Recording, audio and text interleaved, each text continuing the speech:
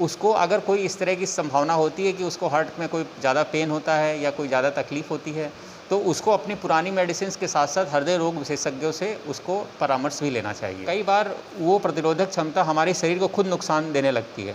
Corona virus एक तरह से हमारे शरीर के अंदर एक ऑटो इम्यूनिटी या इम्यून डिसरेगुलेशन कर देता है, जिसकी वजह से उसका वायरस का जो हमारी बॉडी जो उससे लड़ते समय अपने शरीर को खुद नुकसान पहुंचाने लगती है। कोरोना जैसी वैश्विक महामारी से जहां पूरा देश परेशान है, वहीं पर जो है कोरोना से काफ़ी मौतें भी इस साल हुई हैं और जो सेकेंड स्ट्रेन जो चल रही है कोरोना की, बड़ी घातक देखने को मिली है। और इसमें जो कई कई ऐसे पेशेंट देखे गए हैं जो कोरोना की वजह से जिनको अपनी जान गंवानी पड़ी है।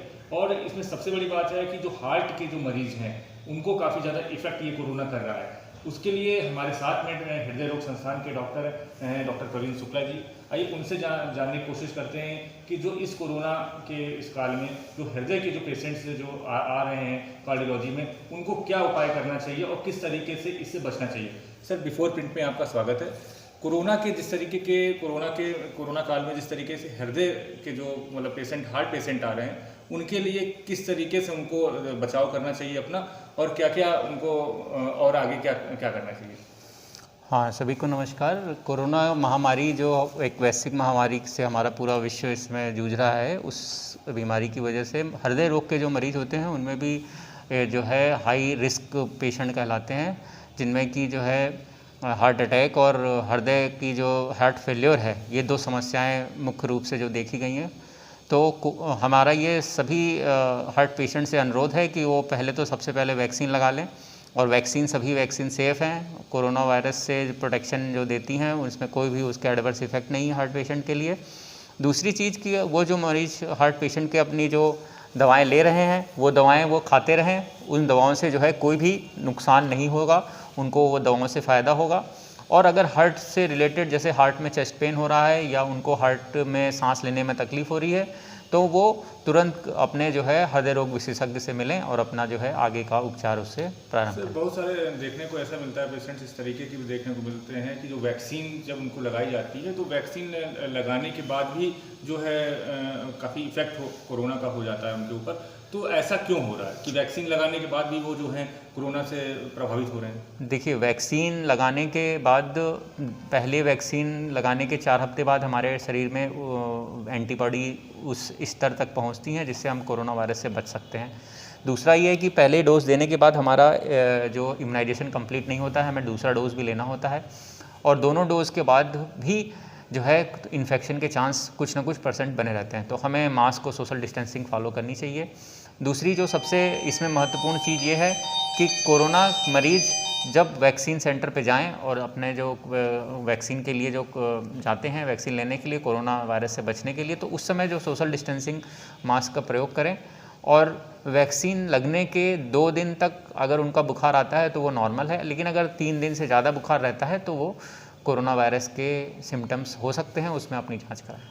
हार्ट में किस तरीके से क्षति पहुंचाता है ये वायरस, और किस तरीके से हार्ट को डैमेज कर देता है, क्योंकि संक्रमण जो होता है कोरोना का ज़्यादातर तो वो फेफड़ों में इन्फेक्शन होता है, लेकिन हार्ट के जो पेशेंट होते हैं उनको किस तरीके से ये वायरस जो इफेक्ट कोरोना वायरस जैसे आपने बताया कि ये मुख्यतः जो है एक संक्रमण जो है हमारे लंग्स का है, फेफड़े का है, जिसे इसका नाम दिया गया है sudden acute respiratory syndrome virus. लेकिन क्योंकि हार्ट हमारा जो है लंग के पास ही रहता है, तो इसके जो वायरस के जो इफ़ेक्ट्स होते हैं, जो ये क्लॉटिंग को जो है इंक्रीज़ कर सकता है, जो हमारी नस की धमनियाँ हैं उनमें क्लॉटिंग बढ़ सकती है, जिसकी वजह से हमें हार्ट अटैक आ सकता है। और जो हमारी मसल्स हैं, जो कॉन्ट्रैक्शन जो हमारा हार्ट का है, उसकी मसल्स को भी ये क्षति पहुंचा सकता है, जिसकी वजह से हमारा हार्ट कॉन्ट्रैक्शन करना जो है उसका कम हो सकता है, जिसे हम हार्ट फेल्योर बोलते हैं, जिसकी वजह से सांस लेने में तकलीफ होती है। तो ये 2 तरह से जो है मुख्यतः ये जो है हार्ट को नुकसान पहुँचाता है। हार्ट पेशेंट जैसे हार्ट पेशेंट जो लोग हैं, तो जब वो वैक्सीन लगाने जाएँ तो वो उनको किस तरीके का बचाव करना चाहिए, या कि जो हार्ट पेशेंट हैं वो रुक के वैक्सीन लगवाएं, ऐसा क्या किस तरह का आप देखते हैं? देखिए, हम जो हार्ट पेशेंट हैं और जो मुख्यतः जो हार्ट पेशेंट होते हैं, आपने देखा होगा कि वो 60 ईयर्स के ज़्यादा ही होते हैं। तो मेरे हिसाब से 70-80% हार्ट पेशेंट्स ने वैक्सीन लग गई होगी। जो भी बच गए हों उससे हमारा जो है अनुरोध है, विनम्र अनुरोध है कि वो जल्दी से जल्दी वैक्सीन लगाएं। और वैक्सीन लगाने के समय 1 हफ्ते तक हमारी इम्यूनिटी थोड़ी सी कम हो जाती है वैक्सीन लगाने के बाद। तो उन 1 हफ्ते में जो है बहुत प्रिकॉशन लेने की आवश्यकता है। घर से बाहर बिल्कुल मत निकलें, जब बहुत ही आवश्यक काम हो तभी बाहर जाएं। और कोरोना के जो प्रोटोकॉल हैं, जो हमारी गवर्नमेंट जो इतने दिन से कहती है कि मास्क लगाइए, हैंड सैनिटाइज़ करिए और सोशल डिस्टेंसिंग मेंटेन करिए, उसको पालन करना चाहिए। डॉक्टर साहब, एक देखने को ज़्यादा मिला है कि जो इस बार जो सेकेंड स्ट्रेन जो हमारी चल रही है कोरोना की, उसमें सबसे ज़्यादा जो है जो यूथ है हमारा, यूथ के ऊपर ज़्यादा इसने जो इफ़ेक्ट डाला हुआ है।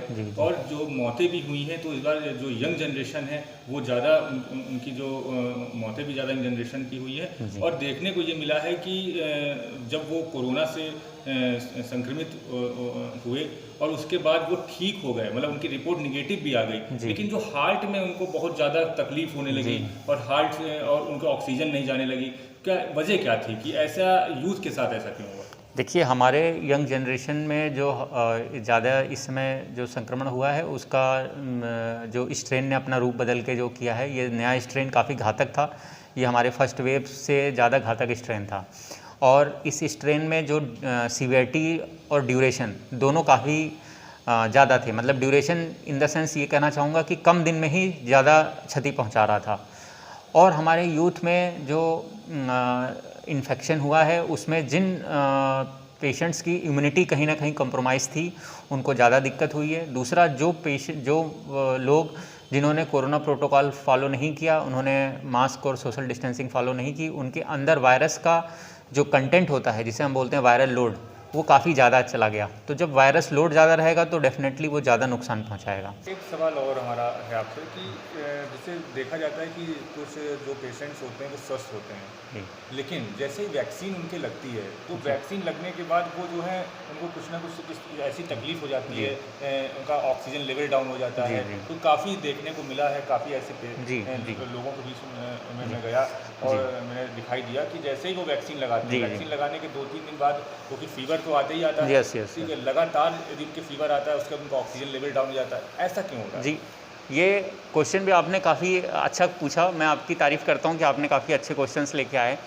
ये क्वेश्चन का आंसर मैं इस तरह से देना चाहूँगा कि कोरोना वायरस की वैक्सीन लगने के बाद हमारी बॉडी में इम्यूनिटी डाउन हो जाती है थोड़े दिन के लिए, जैसे 2-3 दिन के लिए डाउन हो जाती है। और ख़ास तौर पे वैक्सीन लगाने के बाद हमें प्रोटेक्शन ज़्यादा लेना चाहिए। कोरोना वायरस जो होता है, उसकी वजह से, वैक्सीन की वजह से हमें 2 से 3 दिन तक फ़ीवर आ सकता है। अगर हमें 3 दिन से ज़्यादा फ़ीवर बना हुआ है तो हमें इमीडिएटली अपना चेकअप कराना चाहिए।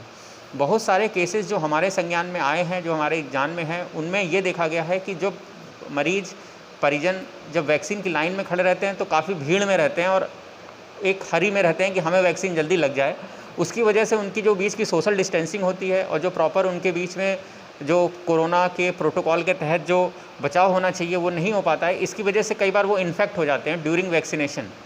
तो वो वैक्सीन लेके आते हैं, उस समय इम्यूनिटी थोड़ी सी सप्रेस रहती है और अगर वो इन्फेक्ट हो गए तो उनका फीवर 3 दिन से ज़्यादा बन जाता है और वो जो है एक तरह से इन्फेक्शन उनको हो जाता है। तो उस केस में हमें वैक्सीनेशन सेंटर पे भी ध्यान देना है और वैक्सीन लेते समय हमें ये रखना है कि हमें अभी वैक्सीन का इफ़ेक्ट आने में 4 हफ्ते का समय लगेगा। मेरा एक लास्ट आपसे क्वेश्चन है कि क्या जो स्वस्थ पेशेंट मरीज होते हैं, जो स्वस्थ लोग होते हैं, वो जो वैक्सीन जब वो लगवाने जाएं तो क्या वो अपना पूरा टेस्ट करा लें उसके बाद वो लगवाने जाएं?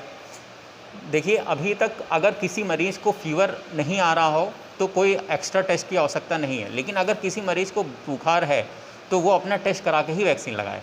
क्योंकि आज के समय में जो भी बुखार वाले मरीज़ हैं, जनरली वो 80-90% कोरोना से इन्फेक्टेड हो जाते हैं।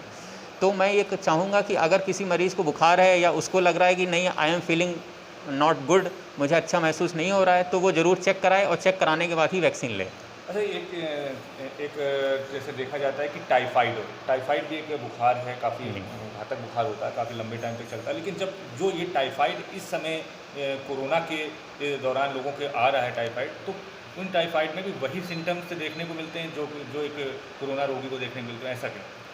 देखिए, टाइफाइड का जो वायरस है, जो बैक्टीरिया है और ये वायरल डिसीज़ है, दोनों में फ़ीवर आता है, टायर्डनेस होती है और थकान कमज़ोरी रहती है, कॉमन सिम्टम्स हैं। लेकिन दोनों के टेस्ट अलग अलग हैं। टाइफाइड का विडाल टेस्ट होता है और इसका आरटी-पीसीआर टेस्ट होता है। तो दोनों के टेस्ट में अगर विडाल का टेस्ट पॉजिटिव भी आ जाता है तो भी हमें उसको विडाल नहीं समझना चाहिए, क्यों? क्योंकि ये क्रॉस रिएक्टिविटी होती है कहीं ना कहीं इनकी।